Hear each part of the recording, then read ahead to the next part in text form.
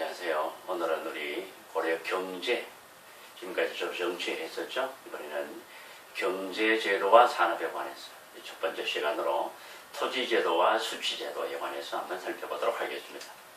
자, 먼저 토지제도에서는 우리 전시과 제도가 있습니다. 고려시대 토지제도는 전시과 제도가 되는데 이 전시과 제도와 토지 소유 관계가 어떻게 되는지 한번 살펴보도록 하겠습니다.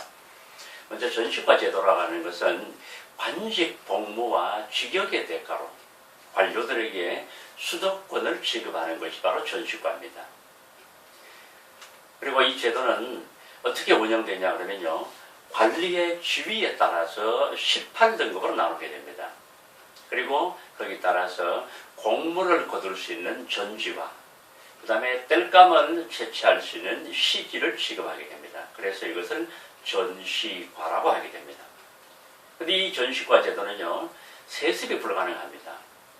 다르게 말하면은 이 토지를 받은 사람이 퇴직을 하거나 죽으면은 이것을 반드시 반납을 해야 됩니다. 그랬던 제도가 바로 전시과 제도가 되겠습니다. 자, 이것은 전시과 제도를 처음 실시하는 것은 바로 경종 때가 됩니다. 이때 했기 때문에 이것을 시정전시과라고 그러고요. 여기는 관직과 그 다음에 인품이라고 합니다. 인품이라고 하는 것은 나라를 세우는데 공을 세웠거나 등등 그런 것이 되겠죠. 거기에 따라서 지급을 하는데 인품에 상당히 문제가 있었기 때문에 이것을 고치는 것이 바로 목종 때 하는 개정전시과입니다. 이 개정전시과는 토지제도에서 관직만 기준으로 하게 됩니다. 근데 관직만 기준으로 하는데 여기서 또 한 가지 문제는 관직 중에서도 퇴직한 관리에게도 토지를 지급하게 됩니다.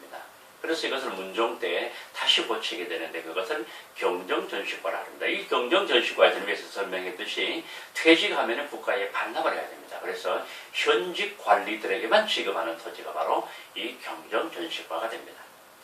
이렇게 해서 문종 때 모든 전시과 제도가 완전히 안정되었다고 볼 수가 있겠습니다. 자, 그러면은 여기 전시과 제도에서 수정되는 토지 종류가 뭐가 있었을까요? 첫 번째로 공음전이라고 합니다. 이거는 5품 이상의 관료들에게 지급하는 토지입니다. 일반적인 전시과는 세습이 불가능하지만은 이 토지는 세습이 가능했던 토지가 됩니다. 그 다음에 또 하나가 한인전입니다. 여기 한자가 한가로울 한자입니다. 그러니까 한가로운 사람에게 주는 토지. 다시 말하면은 하급 관리의 자제 중에서 아직까지 관직을 얻지 못한 사람, 그들에게 주는 토지가 바로 이 한인전이 되겠습니다. 위에서 공음전은 이거는 귀족의 권리를 지키기, 유지하기 위한 것이라고 할 수 있고, 이 한인전은 이 관리들의 지위를 좀 보존해주기 위한 것이라고 볼 수가 있겠습니다. 그 다음에 또 하나 토지가 바로 군인전입니다. 이것은 직업 군인들에게 군역의 대가로 지급했던 토지라고 할 수가 있습니다. 그리고 구분전은 하급 관리나 군인의 유가족들에게 지급하는 토지. 아까 나왔죠? 퇴직이나 하급 관리는 퇴직하면 국가에서 반납을 해야 됩니다. 그러면은 그 유가족들에게 생계 유지를 위해서 지급했던 토지가 구분전이라고 볼 수가 있습니다.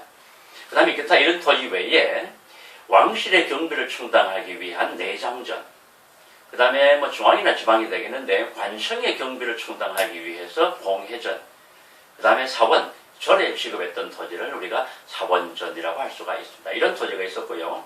그 다음에 이거 외에 또 하나 토지로 민전이라고 있습니다. 이름을 통해서 알 수 있지만 민전은 농민의 사유지입니다. 이거는 농민이 마음대로 매매도 할 수 있고 상속도 할 수 있고 다른 사람에게 귀증도 할 수 있고 임대도 할 수 있었던 토지가 이 토지가 됩니다. 그렇기 때문에 이 민전 소유주는 국가나 수조권자에게 이 조세를 납부했던 토지가 바로 이 민전이라고 할 수가 있겠습니다.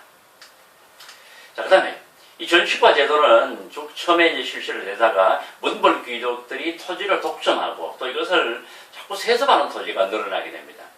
그러다가 그 뒤에 무신들이 넓은 수조지를 차지하게 되고 그러다가 원나라의 침입 이후에 권문세족들이 농장을 확대하면서 전시과 제도는 점점 붕괴되고 결국은 국가 재정이 크게 악화되는 결과를 가져오게 됩니다.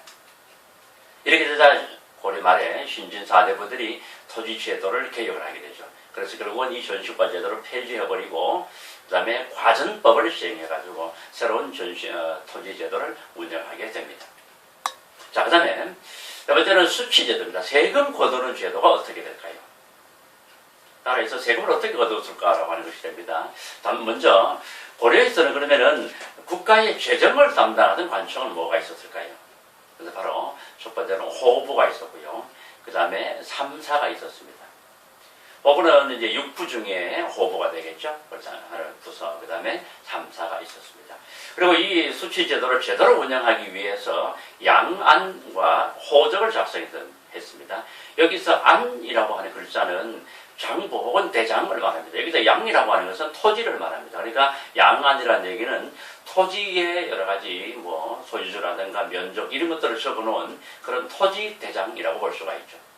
그 다음에 호적, 여기는 시비라든가 그 다음에 사람을 이렇게 좀 조사해서 작성이라는 것이 바로 호적이 되겠습니다. 이걸 기준으로 해서 토지 면적이 비례해가지고 군현의 조세를 할당하게 되고 그러면서 공물과 역을 징발하게 되는 것이 바로 수치제도가 되겠습니다. 그럼 첫 번째로 바로 조세입니다. 이 조세는요, 토지를 소유한 사람들이 내는 세입니다. 그래서 전세라고 할 수가 있습니다. 이거는 토지의 비옥도에 따라서 3등급으로 상중하 3등급으로 나누어가지고 생산량의 10분의 1을 일반적으로 세금으로 내는 제도가 바로 이 조세 제도가 되겠습니다. 그런데요, 고려에서는 공전 혹은 사전이라는 그런 개념이 있습니다. 수조권, 그러니까 세금을 누가 받느냐, 그 다음에 토지를 누가 소유하냐에 따라서 공전, 이것을 국가가 소유하면은 공전이 되겠고요. 개인이 소유하거나 개인이 수도권을 가지고 있으면 이것은 사전이라고 됩니다. 이렇게 공전과 사전으로 구분하게 됩니다. 그리고 고려에서는 민전을 빌려서 경작하는 사람이죠. 되겠죠. 남의 토지가 되겠는데 남의 토지를 빌려서 경작하는 사람은 자기 수확량의 2분의 1을 그 소유주에게 줘야 됩니다. 그 나라에다가 세금을 내는 조세는 당연히 소유주가 납부를 하게 되겠죠. 그 다음에 공전, 그러니까 개인 소유의 민전이 아니고 공전에 빌려서 경작하는 사람은 수확량의 4분의 1을 공전 소유주인 국가나 관청에 납부하게 되는 그런 제도가 바로 공전과 사전이라는 제도로서 운영이 되었었습니다. 자, 그 다음에 그럼 지방에서 세금을 거두었으면 어떻게 서울로 가져갔을까요? 지방에서 거둔 세를 서울로 가져가는 제도, 그것을 조운이라고 하게 됩니다. 어떻게 하냐면요, 조세는 지방에 조창이라고 했습니다. 조세를 보관하는 창고가 되겠죠. 거기에 모아두었다가 배를 이용해서 개경으로 가져오게 됩니다.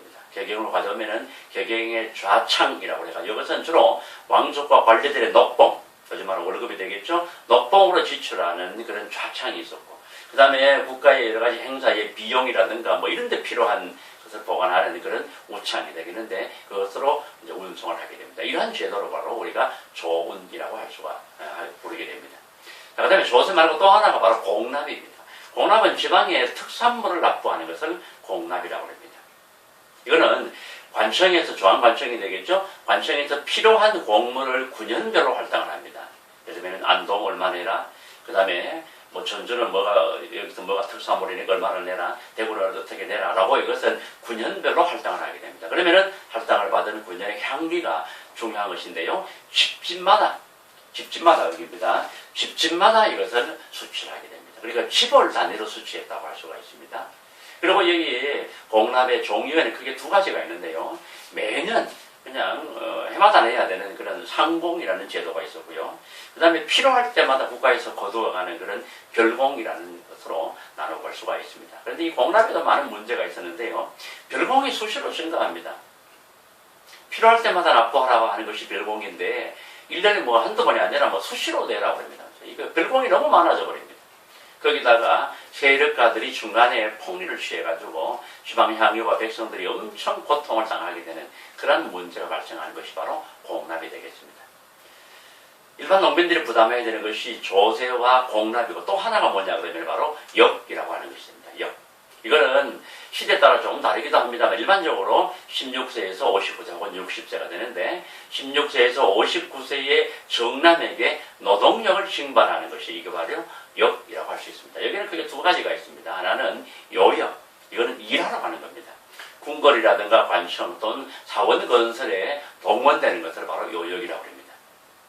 이 공물 확보와 세금 운반 등을 이들이 담당하기도 하고요. 필요할 때마다 이것은 동원을 하게 됩니다. 자, 그 다음에 또 하나가 군적입니다. 군적은 군역은 주영군이나 주진군으로 소속돼 가지고 국방의 의무를 담당하는 것을 바로 군역이라고 할 수가 있겠습니다. 오늘 첫 번째 경제 부분의 첫 번째 시간, 우리 토지제도와 수치제도에 대해서 한번 알아봤습니다. 여기까지 하도록 하겠습니다.